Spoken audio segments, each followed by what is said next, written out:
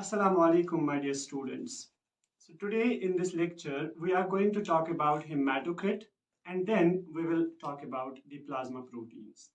Now let us talk about the hematocrit first. Hematocrit is also called as packed cell volume, and when we define hematocrit, it is defined as the concentration of red blood cells in a given volume of blood expressed in percentage. एक given volume of blood में जो है RBCs की percentage कितनी है, that is called as haematocrit और that is called as packed cell volume PCB. Now suppose I have taken a sample of blood from my body and I have taken that sample and I have put that sample in a test tube. So here is a test tube and that test tube में जो है मैंने एक blood sample डाला है. For example, let us suppose I have taken the blood sample. I have taken 1 microliter of blood. Okay, I have taken 1 microliter of blood, or I have taken 1 cubic millimeter of blood. 1 millimeter cube जो है इस blood का volume है या 1 cubic millimeter. Now, when I put this blood sample in a test tube, now I will put this test tube in a device, and that device is called as centrifuge. That device is called as centrifuge. Now this centrifuge जो है ये एक device होता है जो centrifugal force के जो है मदद से या सेंट्रीफ्यूगल फोर्स से actually different components of fluids को जो है सेपरेट करता है. It separates the different components of fluids, or it separates the fluids of different densities, or it separates the fluids from the solids. Right. Now in this case we have a sample of blood, and last class में हमने जो है discuss करा था when we talked about the composition of blood में I have told you that we have 55% of plasma in our blood and we have 45% of formed elements, and those formed elements में we have the red blood cells, we have white blood cells, and we have platelets.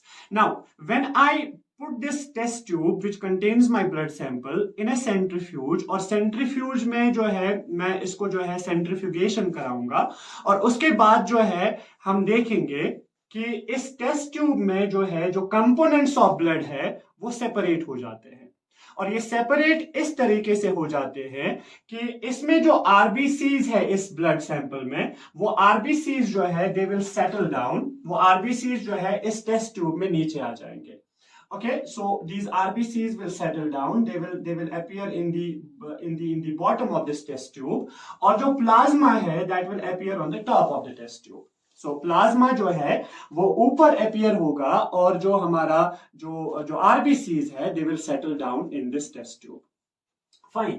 अब इस RBCs को जब हम देखते हैं और RBCs जो है आरबीसीज और प्लाज्मा के बीच में एक व्हाइट रिंग जो है अपीयर होता है, एक white rim we can say appear होता है, एंड दैट व्हाइट रिम जो है is called as white buffy coat, और that is simply called as buffy coat. Right. Now this RBCs जो है जब हम देखते हैं कि ये आरबीसीज जो अपीयर हो गए इस टेस्ट ट्यूब में नीचे after we put this test tube in a centrifuge, so these are RBCs. अब जब हम आरबीसीज को देखते हैं in this 1 microliter of blood, the percentage or the concentration of these RBCs in this 1 microliter of blood is approximately 0.45 जो है माइक्रोलीटर्स. It is जो इसकी कॉन्सेंट्रेशन है रेड ब्लड सेल्स की इन this 1 microliter of blood is 0.45 जो है माइक्रोलीटर्स. And 0.45 को जब हम परसेंटेज निकालते हैं, मतलब ये कितने परसेंट होते हैं, तो we divide it with 1 microliter and we multiply with 100. So percentage निकालने के लिए जो है हम इस 0.45 माइक्रोलीटर्स को डिवाइड करेंगे 1 माइक्रोलीटर से और हम जो है इसको मल्टीप्लाई करेंगे 100 से. तो दैट इज जो है हमारा 45%. सो 45% जो है हमारा नॉर्मल हेमाटोक्रिट वैल्यू होता है, हमारा नॉर्मल पैक्ड सेल वॉल्यूम जो है होता है. So in a given volume of blood जो टोटल वॉल्यूम ऑफ ब्लड होगा 45% of the volume should be the red blood cells. Okay, approximately 45% जो एवरेज जो परसेंटेज है आरबीसीज की in a given volume of blood that is 45%. Right अब हमारे पास जो है आरबीसीज इज 45% एंड एक क्यूबिक मिलीमीटर में when we talk about the number of RBCs या एक माइक्रोलीटर में या एक क्यूबिक मिलीमीटर में जब हम बात करते हैं नंबर ऑफ आरबीसीज की तो जो नंबर ऑफ आरबीसीज होता है that is approximately 5 to 6 million RBCs पर क्यूबिक मिलीमीटर या पर माइक्रोलीटर सो एक माइक्रोलीटर में या एक क्यूबिक मिलीमीटर में हमारे पास 5 to 6 मिलियन आरबीसीज जो है काउंट होता है राइट अगर ये आरबीसीज का काउंट एक पर क्यूबिक मिलीमीटर में लेस देन 5 जो है होता है या लेस देन 4.5 भी कुछ बुक्स लिखते हैं तो अगर ये उससे नीचे हो जाता है तो that will be called as anaemia so if it is या अगर हम ऐसा कहें कि जो ये पैकेट सेल वॉल्यूम है जो ये जो है हिमेटोक्रिट है जो 45% है अगर ये लेस देन 45% हो गया लेस देन 45% तो that will be called as anaemia and if it is more than 45% that will be called as polycythemia. So simply we can say कि एनीमिया जो है जब रेड ब्लड सेल काउंट जो है वो डिक्रीज हो जाता है और या पैकेट सेल वॉल्यूम जो है हिमेटोक्रिट जो है वो डिक्रीज हो जाता है और पॉलीसाइथीमिया मींस जब ये हिमेटोक्रिट या पैकेट सेल वॉल्यूम जो है इंक्रीज हो जाता है या हमारा रेड ब्लड सेल काउंट जो है वो इंक्रीज हो जाता है right so that is called as polycythaemia now just about this RBCs जब हम इसको सेंट्रीफ्यूज से जो है बाहर निकालेंगे तो इसके बाद जो है हमने देखा तो बॉटम में जो ये रेड कलर का हमें दिखाई देगा सो दीज आर आरबीसीज और इसके ऊपर जो है एक बफी कोट होता है तो इस बफी कोट को हम जो है इसको हम एक्चुअली कहते हैं बफी कोट इसको हम कहते हैं बफी कोट और ये बफी कोट क्या होता है it actually contains 2 other types of cells हमें पता है कि फॉर्म्ड एलिमेंट्स में या जो ब्लड सेल्स होती है आरबीसीज के अलावा we have the white blood cells and we have the platelets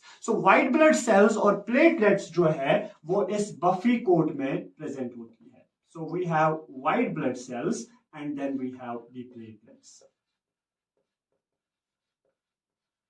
right अब एक क्यूबिक मिलीमीटर में जैसे मैंने आपको बताया कि आरबीसीज का काउंट जो है दैट इज 5 to 6 मिलियन पर क्यूबिक मिलीमीटर या पर माइक्रोलीटर तो डब्ल्यूबीसीज का जो काउंट है that is approximately it is कुछ बुक्स में लिखा है 4,000 to 11,000 कुछ बुक्स में लिखा है 4,500 to 11,000 तो मैंने जो बुक रेफर करता हूं तो उसमें है 4,800 to 11,000 4,800 to 11,000 white blood cells per cubic millimeter. Right, or per microliter. That is the normal count of WBCs. और जो प्लेटलेट्स होती है तो प्लेटलेट्स का जो काउंट है पर cubic millimetre that is approximately मतलब in the range of 1,50,000 to 4,50,000 cells 4,50,000 per cubic millimeter मतलब जो मैंने आपको पहले ही कहा suppose I have taken 1 microlitre of blood या I have taken a volume of blood that is 1 cubic millimetre या 1 मिलीमीटर क्यूब तो उसमें जो आरबीसीज का काउंट होगा that should be 5 to 6 million जो है उस एक क्यूबिक मिलीमीटर में एंड जो WBCs है that should be 4,800 to 11,000 and जो प्लेटलेट्स है दैट शुड बी 100 जो है 150,000 to 450,000 और 1,50,000 to 4,50,000 और जैसे मैंने आपको यहां पे बताया कि जो हमारी आरबीसीज होती है अगर इनका काउंट डिक्रीज होता है तो that will be called as anaemia अगर इनका काउंट इंक्रीज होता है तो that will be called as polycythaemia वैसे ही अगर हमारा डब्ल्यूबीसी काउंट जो है इंक्रीज होता है WBC काउंट जो है वो इंक्रीज होता है that will be called as leukocytosis that will be called as leukocytosis और अगर डिक्रीज होता है तो that will be called as leukocytopenia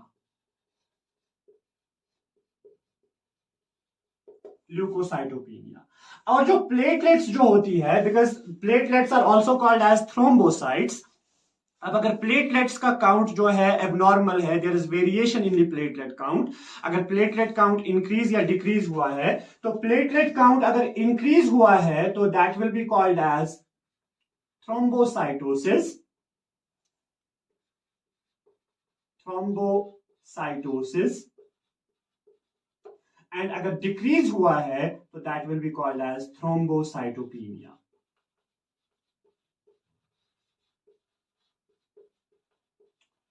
इन दो चीजों में जो है आरबीसी सॉरी प्लेटलेट्स और डब्ल्यूबीसीज में आप देखेंगे cytosis means increase, cytopenia means decrease. So we call these डब्ल्यूबीसीज जो है ल्यूकोसाइट्स। तो ल्यूकोसाइट्स अगर काउंट डिक्रीज हुआ है तो ल्यूकोसाइटोपेनिया, अगर इंक्रीज हुआ है तो ल्यूकोसाइटोसिस। और प्लेटलेट्स को हम कहते हैं थ्रोम्बोसाइट्स। तो अगर थ्रोम्बोसाइट्स इंक्रीज हुई है तो थ्रोम्बोसाइटोसिस, अगर डिक्रीज हुआ है तो थ्रोम्बोसाइटोपेनिया, राइट। अब इसके बाद जो है, जो सबसे ऊपर इस जो है हमारे इस टेस्ट ट्यूब में जो है, मैं इस सेंट्रीफ्यूज करने के बाद जो है, जो इस टेस्ट ट्यूब में सबसे ऊपर जो अपीयर होगा, so that will be our plasma. Now let us talk about this plasma here.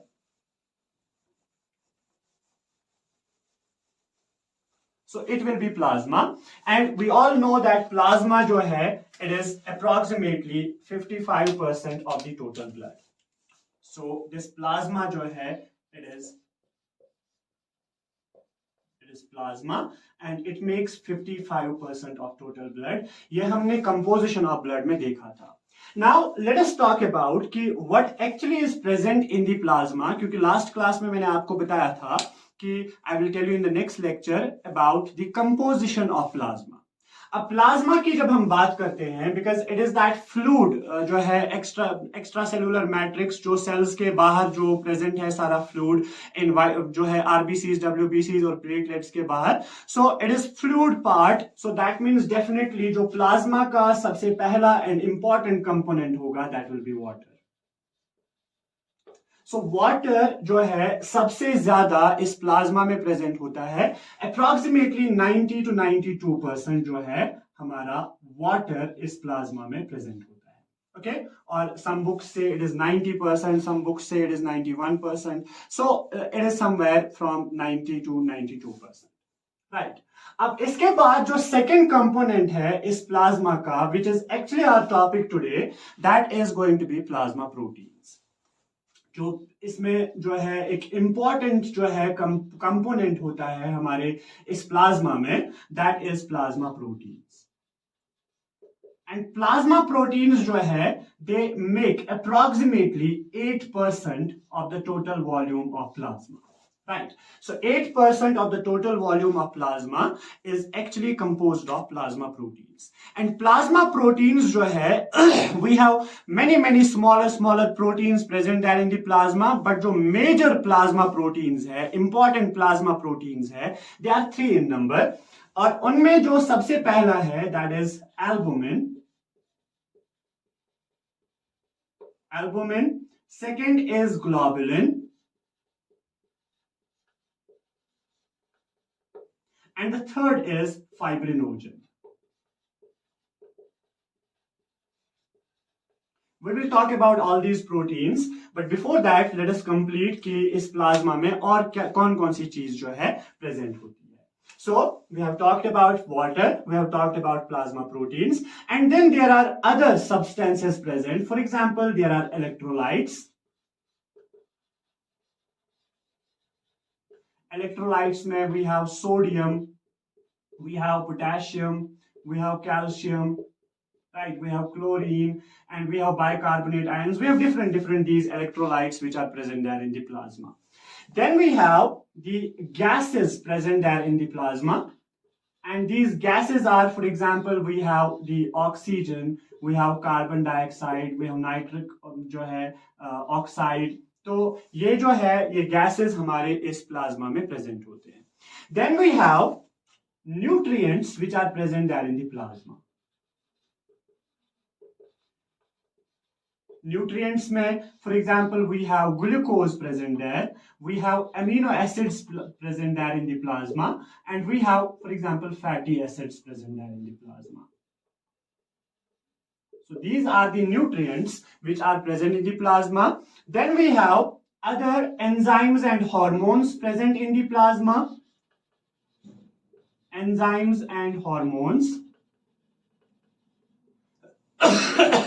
And then we have the last thing which I have to tell you here is the metabolic wastes.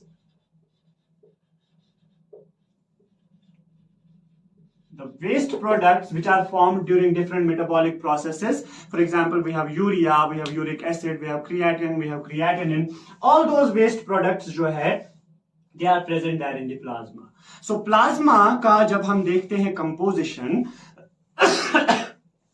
Plasma का composition जो है सबसे पहले you have to remember that it is composed of water and 90 to 92%, say for example it is 91% of water present there in the plasma. And then the second thing you have to remember is plasma proteins. And plasma proteins, there are three major plasma proteins. We have albumin, we have globulin, we have fibrinogen. And then we have the electrolytes, we have gases, we have nutrients, we have enzymes and hormones, and then we have the metabolic wastes. So all these are the components which are present there in the plasma. Now let us talk in a little more detail about these plasma proteins, albumin, globulin, and fibrinogen. We are particularly going to focus on the functions of these plasma proteins.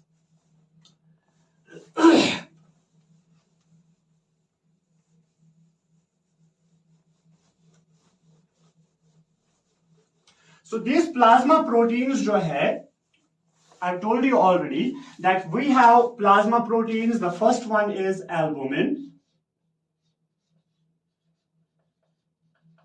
which is the major actually plasma protein, most abundant plasma protein which is present there in the plasma, and it is approximately 60% of the total plasma proteins, right? And then we have the second one that is called as globulin. And globulin is approximately 34%.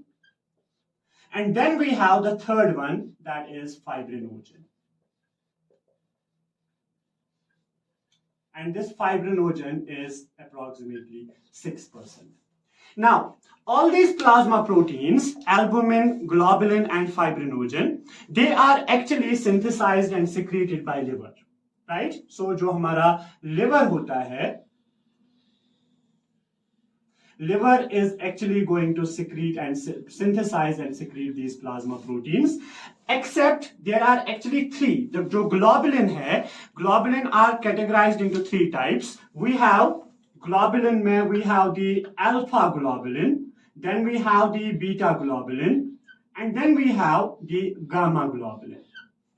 और जो gamma globulin they are actually immunoglobulins.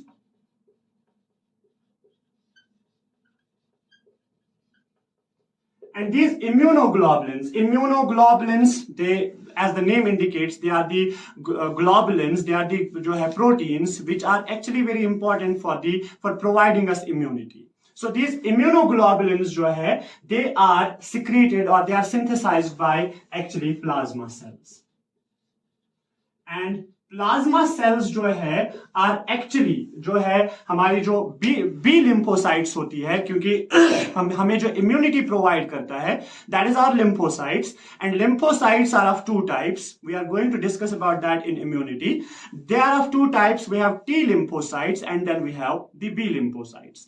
अब T lymphocytes जो है they are responsible for cellular immunity and B lymphocytes, they are responsible for humoral immunity. और वो B lymphocytes जो है वो humoral immunity actually हमें provide करते हैं by producing or by synthesizing the antibodies. और वो B lymphocytes जो है they actually get differentiated into plasma cells. And those plasma cells actually जो है synthesize करते हैं या secrete करते हैं हमारे antibodies. And those antibodies जो है they are actually immunoglobulins. They are these gamma globulins. So we can say that all these plasma proteins जो है they are secreted by liver. But जो gamma globulin है, which is the type of these globulins, and these gamma globulins are actually made or they are formed by the plasma cells, and plasma cell is actually the type of B lymphocyte. B lymphocyte. Fine. अब हमारे पास जो है जो albumin है, globulin है और fibrinogen है, अब जब हम इनकी फंक्शंस पे जो है फोकस करते हैं तो एल्बुमिन, ग्लोबुलिन और फाइब्रिनोजन की जो है हम कॉमनली कंबाइनली जो है मैं आपको बताऊंगा फंक्शंस ऑफ प्लाज्मा प्रोटीन्स, फिर साथ साथ में जो है आपको बताऊंगा कि जो फंक्शन है वो पर्टिकुलरली किस प्लाज्मा प्रोटीन से रिलेटेड है, और उन फंक्शंस को थोड़ा सा जो है डिटेल में समझने की कोशिश करते हैं। So the first function we are going to talk about is actually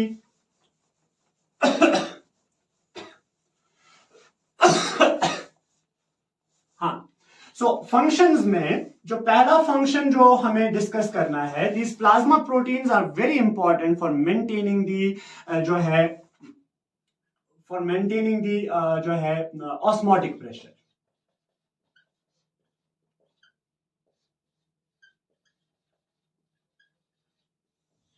okay अब ये कैपिलरी ऑस्मोटिक प्रेशर या सिंपली ऑस्मोटिक प्रेशर जो है ये रेगुलेट करते हैं। Now what is this osmotic pressure, इसको समझने के लिए मैं यहां पे बनाता हूं, for example I make the blood vessels, here is hour one artery, this is the arterial end, and suppose here is our venous end.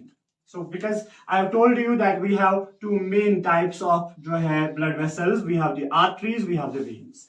Now in between these arteries and veins we have another type of blood vessel, and that type of blood vessel is called as capillary. Now suppose here is the capillary which is present in between this arterial end and the venous end. और ये capillaries जो है, capillaries are actually very important for the exchange of materials, right. अगर हमें कुछ भी deliver करना है हमारे टिश्यूज को, हमारे सेल्स को, या सेल्स से हमें जो है कुछ वहां से रिसीव करना है, तो वो सारा जो एक्सचेंज होता है वो हमारी कैपिलरीज में होता है। अब कैपिलरीज में for example there is fluid जो है, ये प्लाज्मा जो है या ब्लड जो है ये फ्लो कर रहा है कैपिलरीज में, तो इन कैपिलरीज में दो तरह का जो है फोर्स वहां पे होता है या दो तरह का प्रेशर होता है। एक प्रेशर होता है which is called as capillary hydrostatic pressure, it is called as capillary hydrostatic pressure.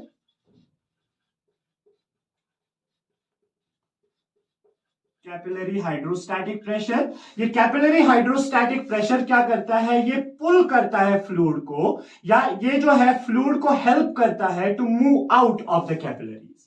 ये कैपिलरीज से बाहर जो है इंटरस्टिशियल फ्लूइड में इस प्लाज्मा फ्लूइड को जाने के लिए हेल्प करता है, that is our capillary hydrostatic pressure. और दूसरा जो प्रेशर होता है that is the osmotic pressure, और वो ऑस्मोटिक प्रेशर क्या करता है, वो इस वो जो है इस फ्लूइड को एक्चुअली पुल करता है, ये पुश नहीं करता है। ये जो कैपिलरी हाइड्रोस्टैटिक प्रेशर है ये फ्लूइड को पुश करता है बाहर, लेकिन ये जो ये ऑस्मोटिक प्रेशर है ये फ्लूइड को पुल करता है। क्योंकि अगर हमने बाहर जो है इस फ्लूइड को भेज दिया तो उस फ्लूइड को जो है हमें वापस हमारे कैपिलरीज में लाना है, राइट, हमें वापस हमारे कैपिलरीज में लाना है। अगर हम कैपिलरीज में या ब्लड वेसल्स में या सर्कुलेशन में इस फ्लूइड को नहीं लाएंगे तो that will definitely cause oedema. Oedema is the accumulation of fluid in the tissue site, right. So उस एडीमा को प्रिवेंट करने के लिए what we have to do is कि जो हमने कैपिलरी हाइड्रोस्टैटिक प्रेशर की वजह से जो फ्लूइड कैपिलरीज से टिश्यूज में चला गया उसको हमें जो है वापस लाना है। 97% of the fluid which goes out of the capillaries is taken back by this osmotic pressure. So it is the osmotic pressure. अब ये osmotic pressure क्या करता है, ये fluid को pull करता है वापस in the capillaries. Or we can say that it holds the plasma back into the capillaries, या it pulls the plasma fluid back into the capillaries, right? क्योंकि मैं एक बार फिर बताऊं कि अगर हम इसको वापस हमारे कैपिलरीज में नहीं लाएंगे तो वो ये वहां पे जो है एक्यूमुलेट हो जाएगा and that will lead to edema.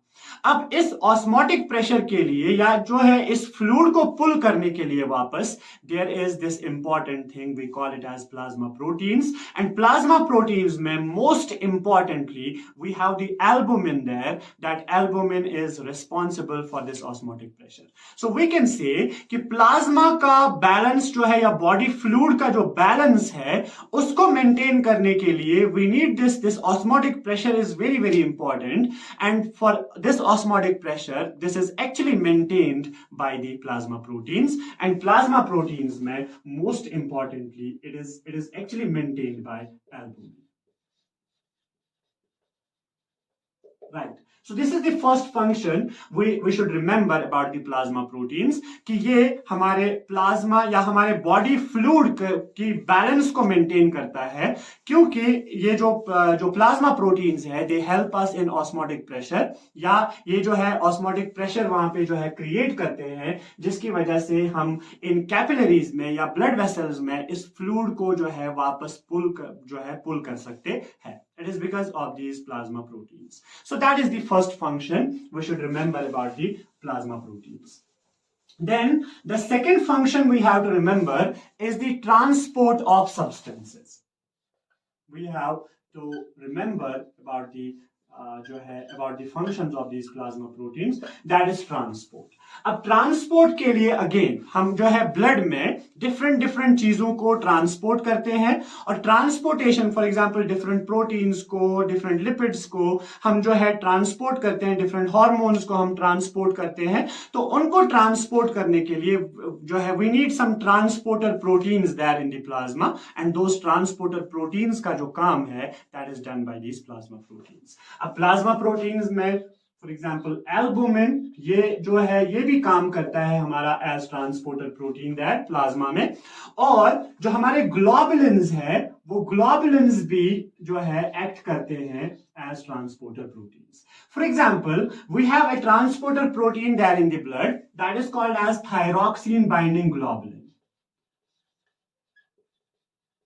Thyroxine binding globulin. अब ये थायरॉक्सिन बाइंडिंग ग्लोबुलिन क्या करता है, जब हमारा थायराइड ग्लैंड वो थायराइड हार्मोन सिक्रीट करते हैं T3 T4, तो उन T3 T4 को हमारे ब्लड में ट्रांसपोर्ट करने के लिए वहां पे एक ट्रांसपोर्टर प्रोटीन होता है एंड दैट ट्रांसपोर्टर प्रोटीन जो है that is called as thyroxine binding globulin, right. और इसके बाद जो है we have for example one more transporter protein that is called as haptoglobin.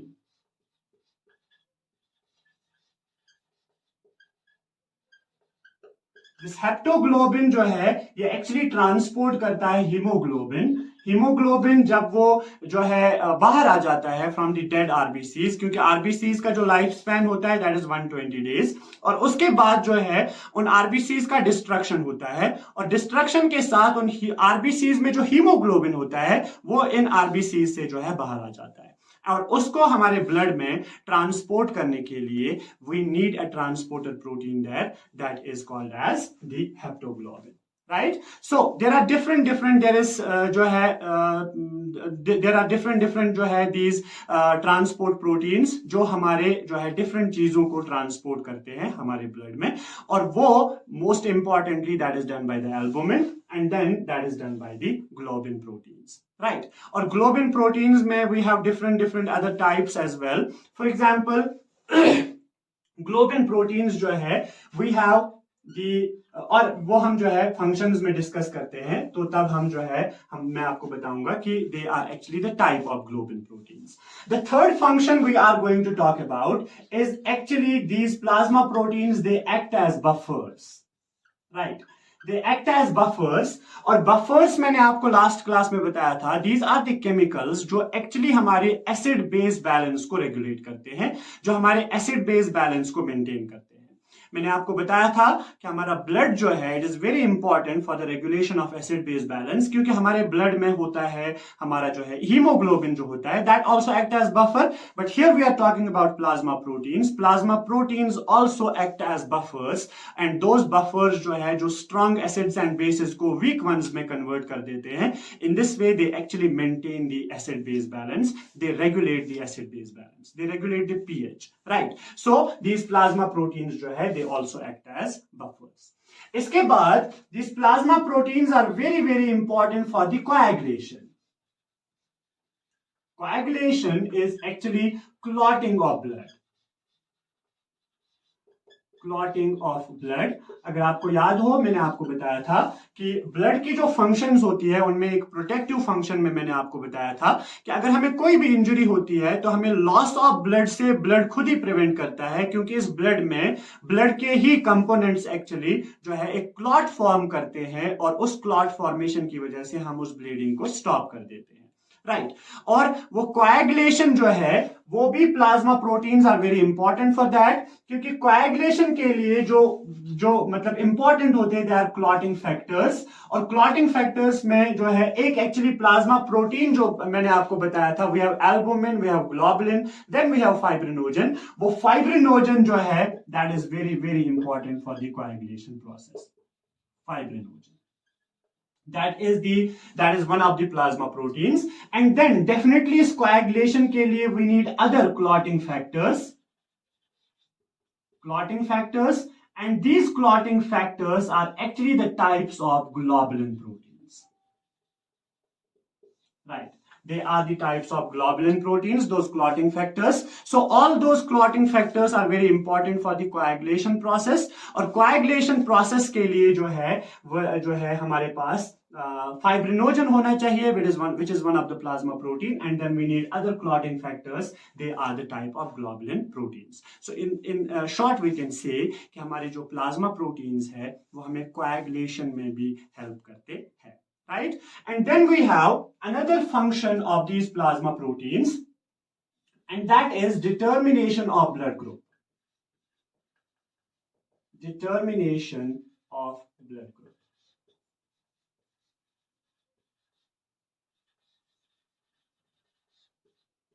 Determination of blood group में actually one of the type of globulin protein, this plasma protein में जो globulin protein है, one of the type is agglutinins, or we call them as heme agglutinins. And these heme agglutinins जो है ये उन antigens के साथ जो आरबीसी सरफेस पे जो है there is that antigen, there is the process called as agglutination. तो उस agglutination की वजह से जो है हम देख पाते हैं whether it is A blood group or B blood group or AB blood group or O blood group, तो उसकी वजह से हम देख पाते हैं. तो उस agglutination के लिए ये agglutinins जो है they are very important, and these agglutinins are actually these globulin proteins, or we can say they are also the plasma proteins. So plasma proteins के लिए this is another function, that is the determination of blood group. Then we have another function of these जो है plasma proteins, that is lipid metabolism. Lipid metabolism. And lipid metabolism के लिए जो है lipid metabolism के लिए actually lipid metabolism में जो हम बताते हैं कि जो role of these plasma proteins है, प्लाज्मा प्रोटीन्स में ग्लोबुलिन का एक जो टाइप है that is lipoproteins, right, that is lipoproteins. And lipoproteins जो है लाइपोप्रोटीन्स में for example we have HDL, we have LDL, high density lipoprotein, we have low density lipoprotein, we have very low density lipoprotein, and all these are very very important actually for the lipid metabolism. So we can say plasma proteins जो है वो हमारे पास जो है plasma proteins ये हमें जो है lipid metabolism में भी help करते हैं, right. So we have the plasma proteins का पहला function जो है that is osmotic pressure, maintaining the osmotic pressure. The second is transport. I have told you कि albumin जो है इसमें role play करता है for the transport of various materials. Then we have the globulin proteins, and globulin proteins जो है ये actually जो है मतलब डिफरेंट जो है चीजों को ट्रांसपोर्ट करते हैं। For example I have told you thyroxine binding globulin, then I have told you जो है हेप्टोग्लोबुलिन जो हमारे हीमोग्लोबिन को ट्रांसपोर्ट करता है। इसमें आप और एग्जांपल्स भी जो है लिख सकते हैं। वी हैव द ट्रांसफेरिन जो आयरन को ट्रांसपोर्ट करता है, देन वी हैव द जो है सेरेनोप्लाज्मिन जो है वो हमारे कॉपर को ट्रांसपोर्ट करता है। तो वो सारी चीजें जो है इन शॉर्ट हम बता सकते हैं कि डिफरेंट डिफरेंट चीजों को ट्रांसपोर्ट करने में जो है ये हेल्प करता है। और इसके बाद हमारे प्लाज्मा प्रोटीन्स जो है ग्लोबुलिन प्रोटीन का और एक टाइप है, that is actually called as angiotensinogen. और एक टाइप है हमारे ग्लोबुलिन प्रोटीन्स का, that is angiotensinogen.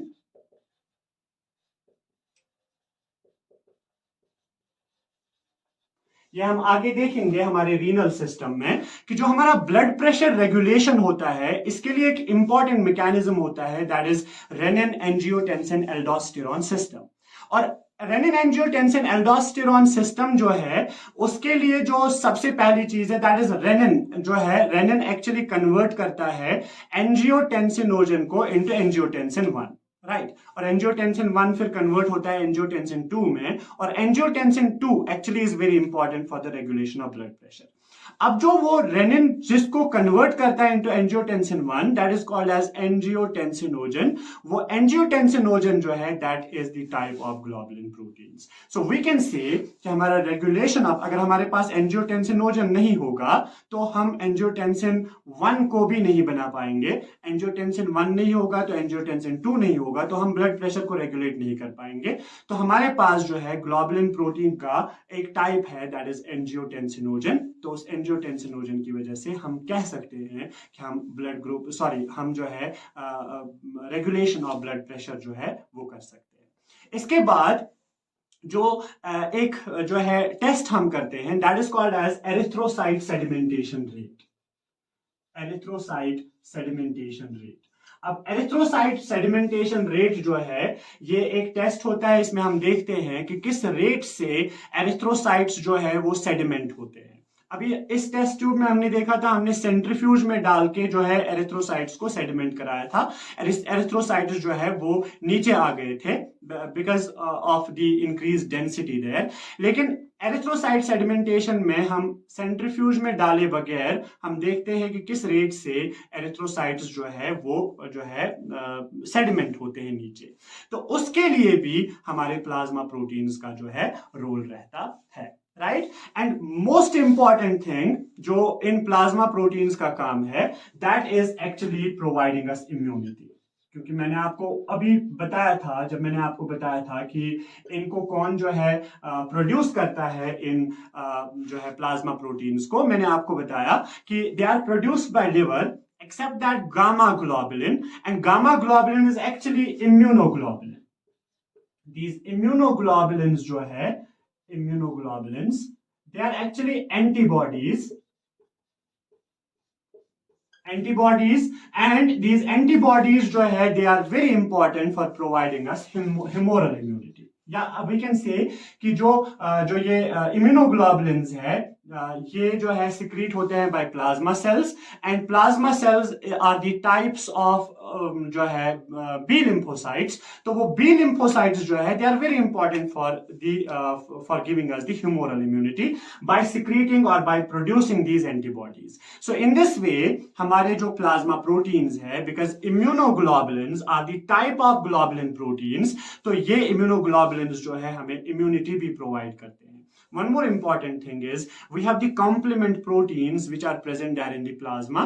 They are also जो है वो complement proteins जो है वो भी plasma proteins है, वो भी हमें जो है immunity provide करते हैं। They are called as complement proteins. So in this way हम कहते हैं कि जो plasma proteins है ये बहुत ही important है for providing us immunity. So we have covered different functions. मैंने आपको बताया osmotic pressure है, ऑस्मोटिक प्रेशर जो है वो मेंटेन करता है. All the plasma proteins are actually maintaining, but most important role in maintaining this osmotic pressure is of albumin. And मैंने आपको बताया कि ये कैसे जो है, मतलब इस ऑस्मोटिक प्रेशर से जो है हमें क्या फायदा होता है हमारी बॉडी में. देन ट्रांसपोर्ट में I have told you albumin transports different materials. Then we have different types of globulin proteins. We have the thyroxine binding globulin, we have cortisol binding globulin, then we have haptoglobulin, then we have serenoplasmin, then we have the transferrin. We have all these different जो है transport proteins. Then we have lipoproteins. Lipoproteins are very important for the lipid metabolism. And then we have the plasma proteins. They act as buffers. Then we have, they act as they help us in the coagulation, because we have one of the most important जो है plasma protein, that is fibrinogen. और fibrinogen ही जब convert होता है into fibrin, तभी हमारा जो है coagulation वाला process complete होता है. So fibrinogen is very important there. And then we have other clotting factors. They are also the type of globulin proteins, and these clotting factors are also important for the coagulation process. So overall जो हमारा plasma proteins होते हैं ये हमें coagulation process में help करते हैं. Then determination of blood groups, because heme agglutinins we need for the determination of blood group. And then lipid metabolism में, because lipoproteins जो होते हैं वो हमारे globulin proteins का जो है type होता है. Then we have the angiotensinogen is the type of globulin protein which helps us in the regulation of blood pressure. It helps us in the regulation of blood pressure. And then we have this function. It helps us in the determination of erythrocyte sedimentation rate. And then it helps us in immunity. Immunity जो है it is one of the most important functions of these जो है plasma proteins, क्योंकि globulins जो है मैंने आपको बताया, we have alpha, beta and gamma globulins, and gamma globulins we have immunoglobulins, and these immunoglobulins जो है they are actually antibodies which are formed by the plasma cells, and plasma cells are the type of B lymphocytes which actually provides us the humoral immunity. That is brief जो है explanation of this जो है hematocrit and then the plasma proteins. I hope it is clear. See you in the next class. Allah Hafiz.